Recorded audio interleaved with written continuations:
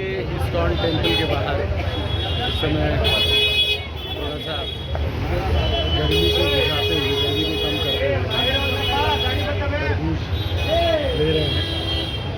और ये बिल्कुल मेट्रो लाइन के पास ही है और भीड़ काफ़ी है, लेकिन गर्मी उतनी ज़्यादा नहीं है जितनी हो सकती थी। काफ़ी अच्छा लग रहा है यहाँ पर। देखते हैं कि मंदिर के अंदर कैसा है, भगवान कृष्ण का जो मंदिर है वो कैसा है।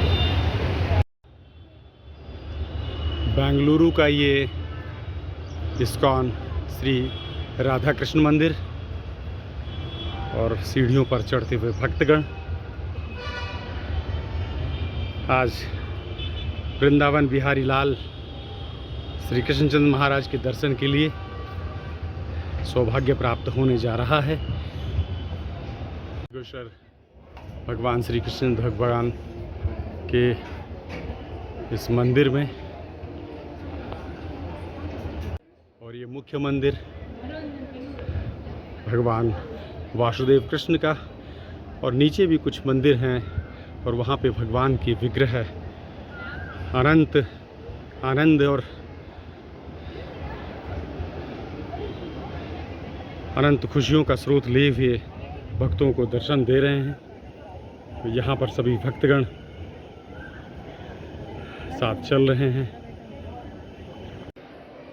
इस्कॉन मंदिर के नीचे के तल पर ये साहित्य भगवान कृष्णचंद्र जी के जीवन से जुड़ा हुआ अनेक भाषाओं में, मराठी, तेलुगु, हिंदी, अंग्रेजी, इन सभी भाषाओं में है। ऊपर जहाँ पर मुख्य मंदिर है वहाँ पर एक अद्भुत आत्मिक शांति थी, लेकिन वहाँ पर किसी तरह की फ़ोटोग्राफी प्रतिबंधित थी, इसलिए नियमों का पालन करते हुए हमने वहाँ पर किसी प्रकार की कोई फ़ोटो ली नहीं। यहाँ अगर आप देखें तो भक्तजन ऊपर प्रसादम लेकर के नीचे आ गए हैं। यहाँ पर भी भगवान कृष्ण जी के जीवन से संबंधित अनेक साहित्य है,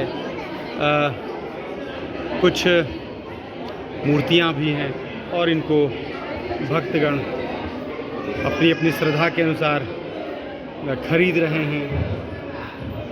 और ये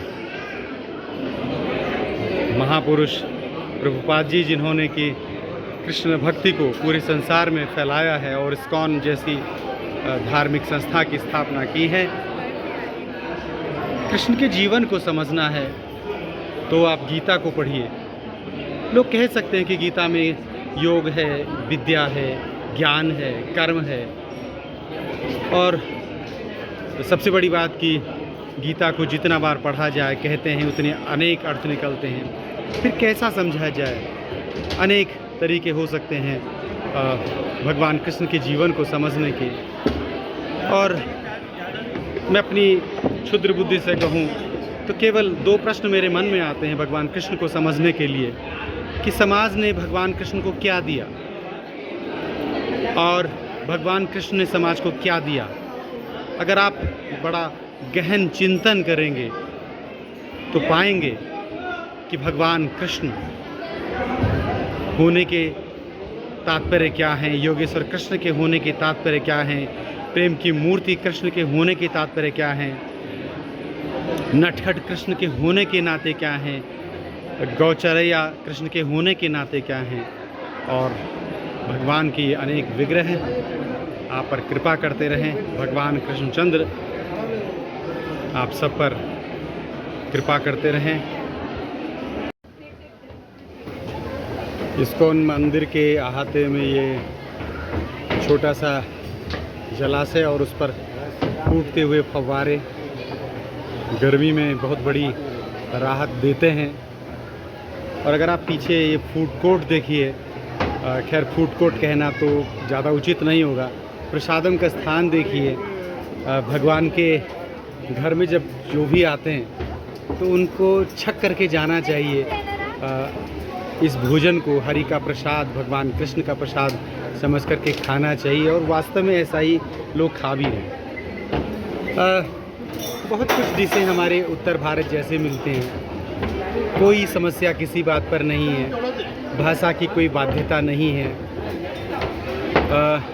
जहाँ पर जाओ काम चल जाता है और ऐसा लगता ही नहीं है कि हम कहीं बाहर हैं। बस कहीं कहीं पर जहाँ पर लिखा है रेस्टोरेंट वगैरह में कि नॉर्थ इंडियन फूड आइटम, वहाँ पर लग रहा है कि हम विंध्याचल की दक्षिण की ओर हैं, और अन्यथा कोई अंतर नहीं है उस भक्ति में, उस भाव में, जो कि पूरे भारत में एक जैसा लगता है।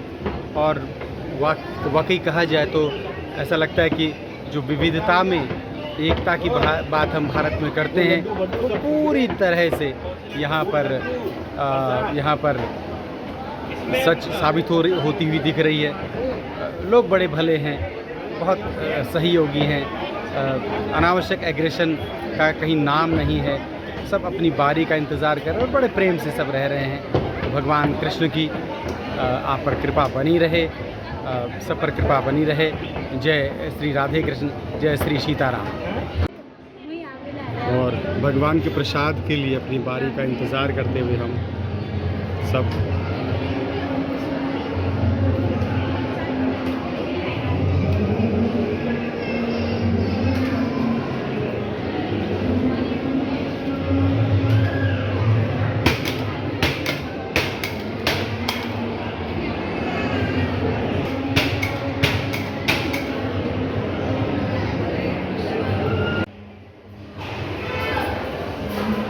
दुर्योधन का मेवा त्यागे, साग विदुर घर खाए, और यही प्रेम में कृष्ण होना है। और कृष्ण को समझना है, कृष्ण को समझना है तो परम को समझिए, चरम को समझिए।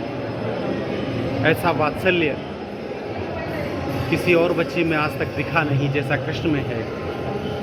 ऐसा प्रेम किसी और किशोर में दिखा नहीं जैसा आज तक कृष्ण में दिखा है। और ऐसी वीरता, ऐसा योद्धापन आज तक किसी में दिखा नहीं जैसे कृष्ण में दिखा। ऐसा कूटनीतिज्ञ किसी में आज तक दिखा नहीं जैसा कृष्ण में दिखा है। और ऐसे कर्म आज तक किसी ने कभी किए ही नहीं हैं जो कि कृष्ण ने किए हों। और कृष्ण को समझना है तो परम की ओर जाना पड़ेगा, चरम की ओर जाना पड़ेगा, जो कि वो स्वयं कृष्ण ही हैं। और